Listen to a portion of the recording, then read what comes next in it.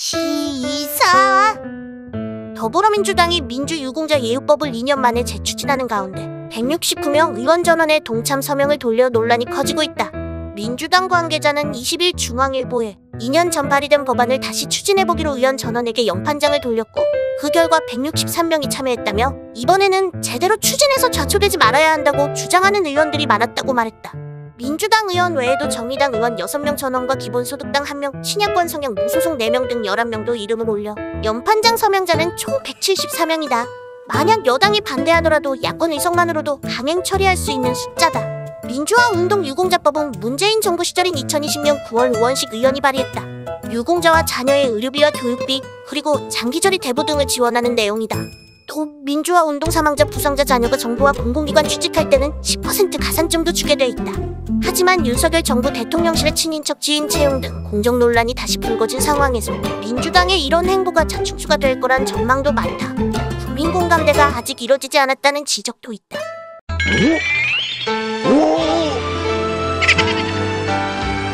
고민정 더불어민주당 의원과 박민영 국민의힘 대변인의 공방이 꼬리에 꼬리를 물고 있다.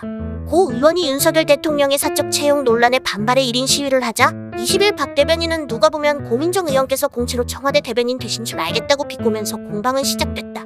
이에 고 의원은 이런 식으로 물타기를 한다고 해서 의혹이 해소되지 않는다는 점을 분명히 한다고 반박했다. 고 의원은 사적 채용에 대한 핵심 이슈는 민간인 수행원과 친인척 채용이라면서 전대미문의 사태에 국민들이 분노하고 있는데 아직까지도 대통령과 대통령실은 문제의 핵심이 무엇인지는 보려하지 않고 법대로 하겠다며 윽박지르고 있다며 주장했다. 이어 그는 대통령실은 황 씨 아들, 우 씨 아들 등은 어떠한 과정과 절차를 거쳐 발탁되었는지 명확하게 설명해달라며 친인척을 대통령실 2급 상당 선임행정관으로 채용한 것이 여전히 아무 문제 없다고 생각하는지 대통령이 직접 답해달라고 요구했다. 고 의원의 반박에 박 대변인은 용산의 9급 별정직으로 채용된 강릉 청년도 대통령의 친인척은 아니다면서 언제부터 사적 채용의 기준이 친인척 여부였나고 물었다. 그러면서 지금까지 누군가의 추천과 압력이 있었다면 불공정한 사적 채용이라고 비판하시더니 왜 말이 바뀌느냐며 나만 아니면 된다는 교묘한 구분 짓기로 슬쩍 빠져나가려는 술수 아니냐라고 했다. 한편 고 의원은 저는 문재인 대통령의 친인척도 아니고 민간인 신분으로 대통령 순방에 따라간 적이 없다고 반박했지만 박 대변인은 2017년 개그맨 김영철 씨가 대통령 전용기에 탑승해 고 의원과 함께 찍은 사진을 올리며 이것도 해명해보시라고 다시 운수했다.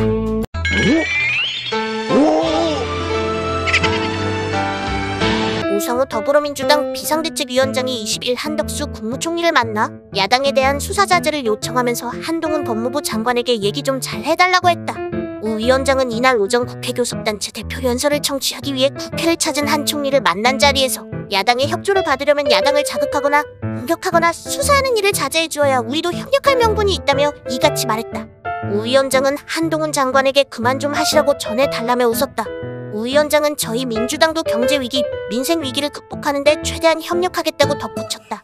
한 총리는 저희도 현재의 가장 중요한 과제는 민생 안정이라고 생각한다며 화답했다.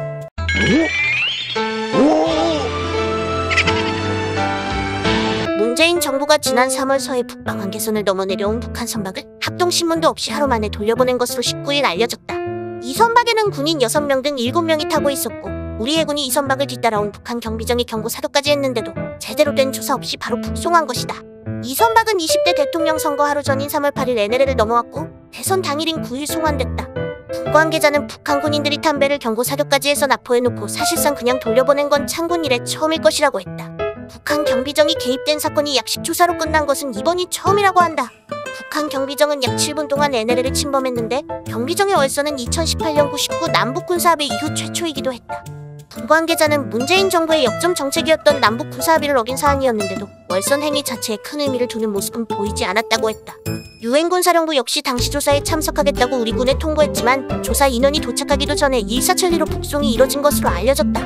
국민의힘 국가안보문란 실태조사 태스크포스 단장인 국민의힘 한기호 의원은 충분히 조사가 이뤄지지 않은 상황에서 월선한 군인들을 무리하게 돌려보낸 건 아닌지 의심된다고 했다.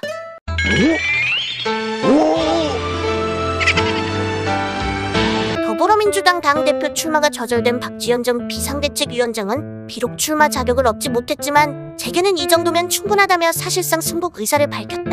박정 위원장은 지난 19일 자신의 페이스북에 기성정치의 벽이 얼마나 높은지 알았다. 기득권에 굴종하지 않으면 대한민국 정치에서 청년들이 어떤 대접을 받는지도 알았다며 이같이 밝혔다.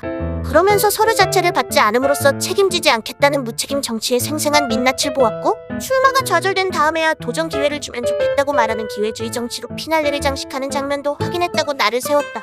또 비록 출마 자격을 얻지 못했지만 폭력적 문자폭탄으로 연명하는 팬덤 정치가 민주당이 가장 먼저 뿌리 뽑아야 할 공적이라는 것, 기득권 욕심의 청년을 수용하지 못하고 늙어버린 민주당의 세대교체가 절실하다는 것, 개파와 팬덤 때문에 사라진 민주당의 노선과 가치를 빨리 정립해야 한다는 것을 알렸다고 주장했다.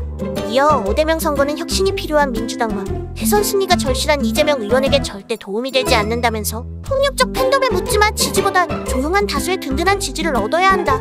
5대명은 그 길을 막아설 것이라고 강조했다. 마지막으로 누구의 손을 잡고 지금 그 자리에 있든지 낡은 기성정치와 개파정치를 버리겠다는 각오를 밝혀야 한다며 청년 정치인들이 민주당에 뿌려진 불씨를 살릴 때라고 말했다. 이어 그 길에 저 박지원도 함께하겠다고 덧붙였다.